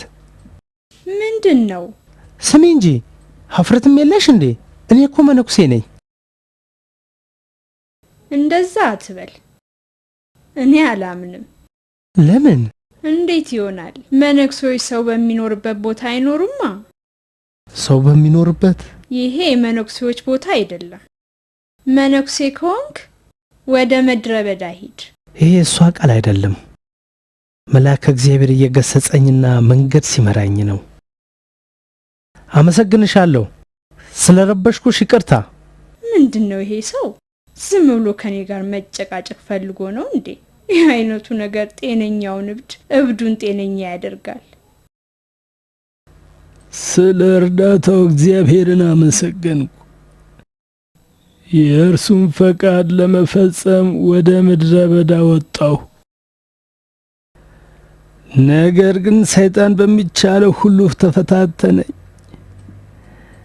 አንዴ በክፉ ምኞቶች፣ አንዴ እኔን በመገሰጽና በማሞገስ ብሎም እስከ መማታት ድረስ ደረሰ። ነገር ግን ጌታ ሁልጊዜም ብርታትን ይሰጠኝ ነበር። አንድ ቀን ሰይጣን አዲስ መሳሪያ ይዞ ተዋጋኝ። በተፈጥሮ ሰይጣን የእግዚአብሔርን ልጆች የሚፈትንበትን መንገድ አያጣም። ቀጥሎስ ምን ተፈጠረ? ሰይጣን የመሰላቸትን ግራ የመጋባትና የንቀት ስሜቶችን ተመስሎ ፈተነኝ። እኔም ወደ እግዚአብሔር ጮኽኩ። አምላኬ ሆይ እኔ የምፈልገው የነፍሴን መዳንና ዘላለማዊ ሕይወትን ማግኘት ነው። ነገር ግን ክፉ ሐሳቦች በአእምሮዬ የተመላለሱ አስቸገሩኝ። ከዳዊት ጋር እንዲህ ብዬ አለቅሳለሁ። አምላኬ ሆይ አስተምረኝ፣ በቀና መንፈስ ወደ ጥሩ መንገድ ምራኝ። ጌታዬና አምላኬ ሆይ ጸሎቴን ስማ።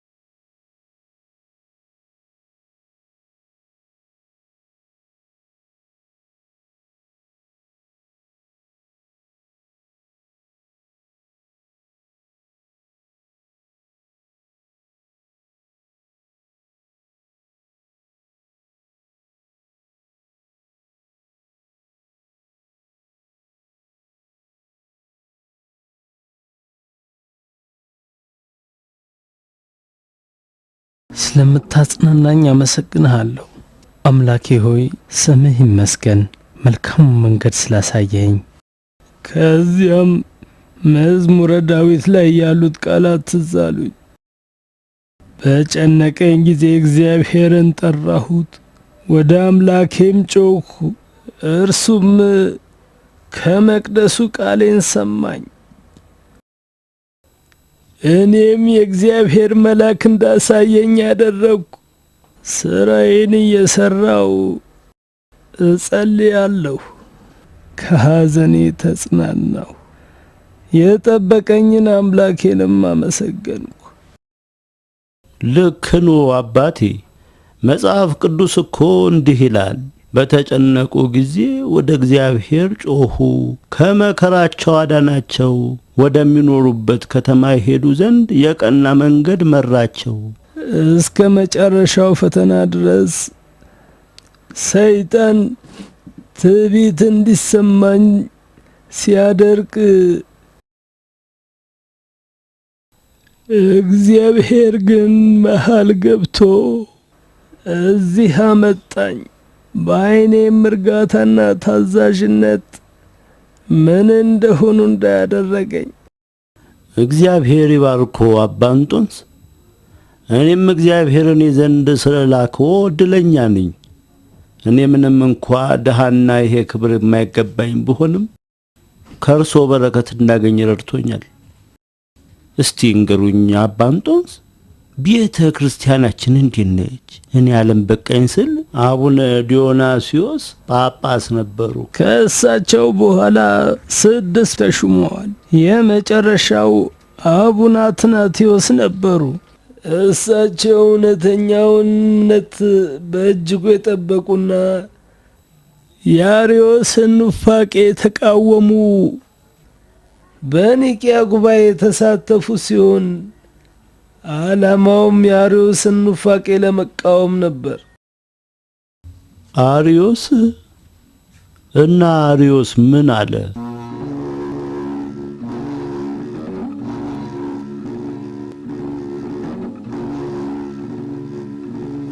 እግዚአብሔር ይመስገን አባ ጳውሊ፣ ግብጽ ውስጥ የተለያዩ ገዳማት አሉ። በአባቶች የተቋቋሙ እንደነ አባ ጳቁሚስና የገዳም ስርዓት የመሰረቱት እንደነ አባ መቃሪዮስ። ሌላው ቢቀር የገዳም ስርዓት ጋዛ ደርሷል ይባላል። ወደ ሜሶፖታሚያም እንደዚሁ። ይህ ሁሉ በእርሶ ተጋድሎ ነው አባ እንጦንስ? በእግዚአብሔር ኃይል እርሱ ቤተ ክርስቲያንንና ልጆቹን ስለሚጠብቅ ነው። እግዚአብሔር እርሶንና አገልግሎቶን ይባርክ።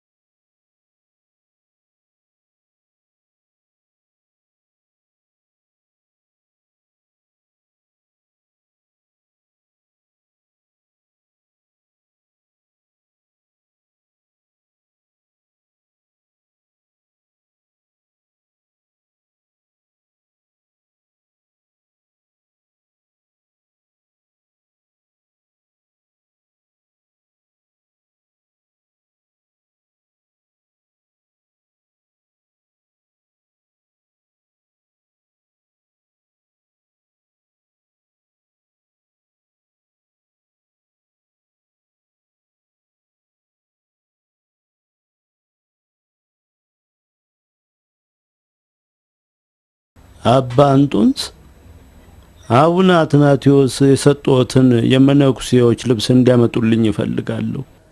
ስለ ልብሱ አንዳች ነገር አልተነፈስኩም። እንዴት አወቁ? እግዚአብሔር ለሚፈሩት ቃል ኪዳኑን ያስታውቃቸዋል። ሰምተውኛል አባቴ? አዎን አባቴ። የመኖሪያዬ ዘመናት እየተገባደዱ ነው። አሁን ከዚህ ሟች ስጋዬ የምለይበት ጊዜ ነው። እግዚአብሔር እኔ ዘንድ ያመጣው ያለሁበትን እንዲያውቁና በመሞቻዬም ጊዜ እንዲቀብሩኝ ብሎ ነው። ጊዜው አልደረሰም እኮ አባ ጳውሊ። ገና ከእርሶ መማርና መባረክ አለብኝ። እግዚአብሔርን ወደ ገነት በሚያደርጉት ጉዞ አብሬው ትመጣ ዘንድ ይንገሩልኝ። ይህንን ኃላፊ ዓለም ትቼው ልሂድ። አይሆንም። እርሶ አበምኔት ኖት። የእርሶ ተራ ገና አልደረሰም። እርሶ ተከታዮቹን ለማስተማር እዚህ መቆየት አለቦ።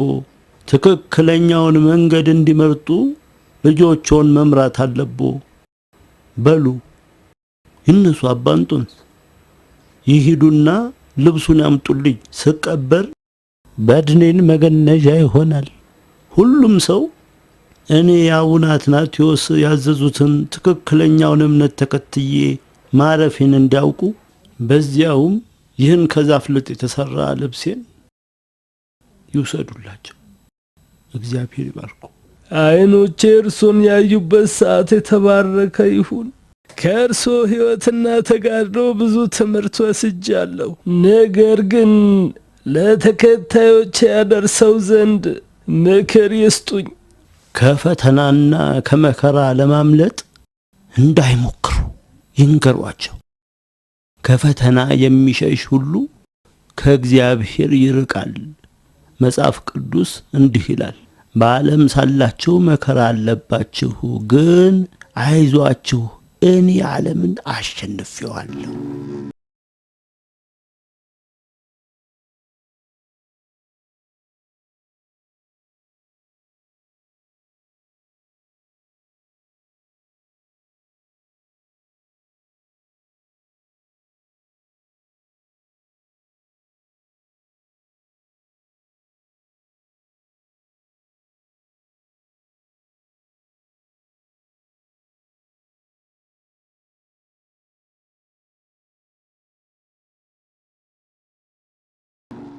አባ እንጦንስ መጡ። እንኳን እግዚአብሔር በደህና መጣዎት። ስለ እርሶ በጣም ተጨንቀን ነበር። የት እንደሄዱ እንኳን አላወቅንም። ያለ እርሶ ምን እንደምናደርግ ጨንቆን ነበር። ያለ እኔ? አዎ አባ፣ እርሶ እኮ ኖት መምህራችን። እኔ መነኩሴ ሆን ዘንድ አይገባኝም። እኔ ምንም ጥቅም የሌለኝ መሆኔን ተረድቻለሁ።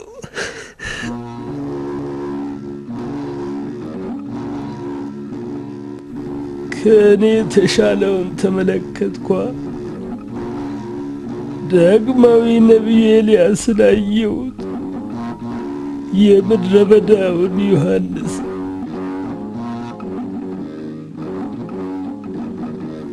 መልአክ ምድራዊውን መልአክ ጳውሊን አየሁት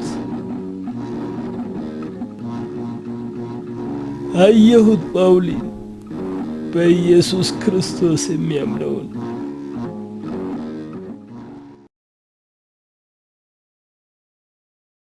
ስለ ማን ነው የሚናገሩት? አላውቅም፣ ግን እርግጠኛ ነኝ ስለ አንድ ትልቅ ቅዱስ ሰው ነው የሚያወሩት። በእርሱ ጸሎት እንድንባረክ ያብቃን። እርሱ ታላቅ መሲህ መሆን አለበት። አባ እንጦንስ እንኳ ከእርሳቸው እንደሚበልጥ ነው የሚናገሩት። አባታችን የት ሊሄዱ ነው? ስለዚህ ታላቅ ሰው ይንገሩን። በኋላ ልጆቼ፣ ለሁሉም ነገር ወቅትና ጊዜ አለው። ዝም ለማለትም ለመናገርም። ከፈተናና ከመከራ ለማምለጥ እንዳይሞክሩ ይንገሯቸው። ከፈተና የሚሸሽ ሁሉ ከእግዚአብሔር ይርቃል። መጽሐፍ ቅዱስ እንዲህ ይላል፣ በዓለም ሳላችሁ መከራ አለባችሁ፣ ግን አይዟችሁ እኔ ዓለምን አሸንፌዋለሁ። የተባረኩ ይሁኑ አባቴ ጳውሊ።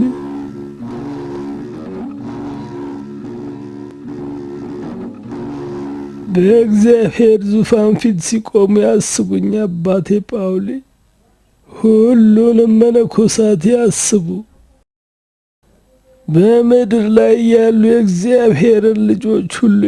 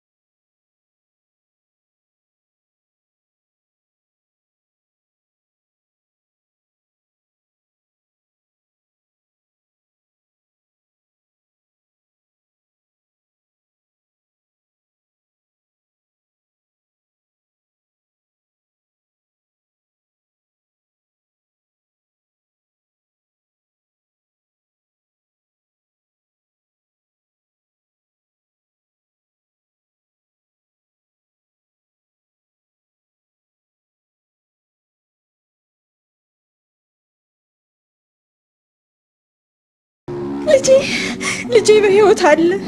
ተመስገን አምላኬ። እግዚአብሔር ይባርኩት አባቴ። የእግዚአብሔር ኃይል ነው ከሞት ያስነሳው። ቅዱስ ጳውሊ ለበሽተኞች በጸለዩት ጸሎት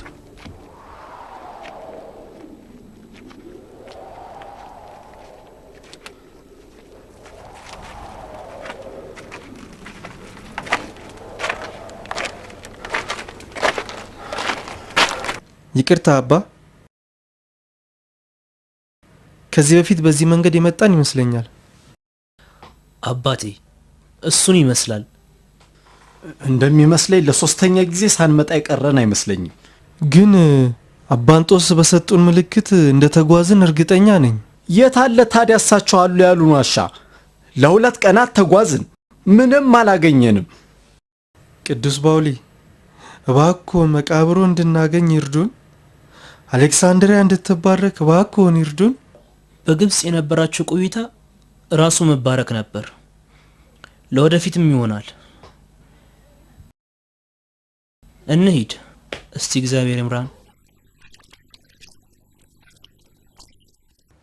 አባ እንጦንስ የቅዱስ ጳውሊን የሕይወት ታሪክ ጻፍኩት። የጽሑፉን አንድ ግልባጭ እዚህ አሌክሳንድሪያ ቤተክርስቲያን አስቀምጠዋለሁ። እኔም አባታችን ይህንን የተቀደሰ ታሪካቸውን ሳነብላቸው አዳዲስ መነኮሳት የሃይማኖት ፍቅርና ጉጉት ያድርባቸውና በምድር ላይ እየኖሩ የእግዚአብሔርን ተምሳሌት የሕይወት ታሪክ ያውቃሉ። እስቲ ንገሩኝ አባታችን፣ አባ እንጦንስ እንዳሉት ከሆነ ይህ የዛፍ ልጥ ቅዱስ ጳውሊ በመነኑበት ዘመን ሁሉ ይለብሱት ነበር አሉ። በመነኑበት ዘመን ሲሉ ምን ማለት ነው? አባ እንጦንስ የመጀመሪያው መነኩሴና የመነኩሴዎች ሁሉ አባት ከሆኑ አባ ጳውሊ ደግሞ የመጀመሪያው መናኝ ነበሩ ማለት ነው። መናኞች ልክ እንደኛ አይደሉም እንዴ? ልክ እንደኛ ሰዎች ናቸው። ነገር ግን በሃይማኖታቸው እጅግ ጠንካራ ናቸው። ስቃይን በመቋቋምና ሰይጣንን በመመከት ከኛ ይበልጣሉ። ስጋቸውን ሳይሆን ነፍሳቸውን ብቻ ይመግባሉ። ዓለምን ከነደስቷ ሙሉ ለሙሉ ያወግዛሉ፣ ይተዋሉ። በመንፈሳዊነት ታላቅ ደረጃ ላይ ደረሱ ናቸው። ለምንድን ነው መናኞች የተባሉት? ምክንያቱም በምድረ በዳ ለብዙ ዓመታት ብቻቸውን ስለሚኖሩና መድኃኔዓለምን እሱም ብቻ ስለሚያገለግሉ ነው። ቅዱስ ጳውሊም እንደዚህ ነበር የኖሩት። መነኮሳትም እኮ ዓለም በቃኝ ብለው ክርስቶስን ብቻ ነው የሚያገለግሉት። ታዲያ ለምንድን ነው ጳጳሳት በቅዱስ ጳውሊ እንዲህ የሚመሰጡት? ልዩነትም አለው። መነኮሳት በህብረት አንድ ላይ ነው የሚኖሩት። አብረው ይጸልያሉ፣ አብረው ይበላሉ። አንደኛው ቢታመም የሚያስታምመው ሰው አለው፣ ቢከፋው የሚያጽናናው ሰው ካጠገቡ አለው። መናኞች ግን ይህን ሁሉ ነገር ይከለከላሉ። ቢሆንም ግን እግዚአብሔር ራሱ መናኞችን ከመነኮሳት አስበልጦ ስለሚያይ ነው አባ እንጦንስ ቅዱስ ጳውሊ እንዲያገኛቸውና አንስቶ እንዲቀብራቸው ያደረገው። ለዛ ብቻ ሳይሆን እኛንም የተቀደሰውን ታሪካቸውን እንድናውቅም ስለፈለገው ነው። ለኛ ሕያው ምሳሌ እንዲሆነን ከክርስቶስ ጋር መኖር ምንኛ ጣፋጭ ሕይወት እንደሆነ ሊያሳየን ነው። እናም የተወደዱ የመጀመሪያው መናኝ ቅዱስ ጳውሊ የክርስቶስ ምስክር እንዲሆኑ ነው። በማንኛውም ጊዜና ቦታ ለራሱ ምስክሮችን ያዘጋጃልና። አባቶች ተነሱ እንጸልይ፣ እግዚአብሔር ወደ ቅዱሱ መቃብር ይመራን ዘንድ። ሰላም ላንተ ይሁን። በእግዚአብሔር የተመረጥክ ሆይ አጽሜን ሊፈልጉ የወጡትን አባቶች እንዲመለሱ ንገራቸው፣ አያገኙትም። ሕይወቴን በሙሉ ከሰዎች ርቄ አሳልፌአለሁ። እግዚአብሔርንም ማንም ሰው አጽሜን እንዳያገኘው ብዬ ለምኜው ነበር። ልክ እንደኔ ሁሉ ሥጋዬም ከሰዎች እንዲርቅ ብዬ ጠይቄዋለሁ። በመንፈስ ግን ሁሌም ከእናንተ ጋር ነኝ።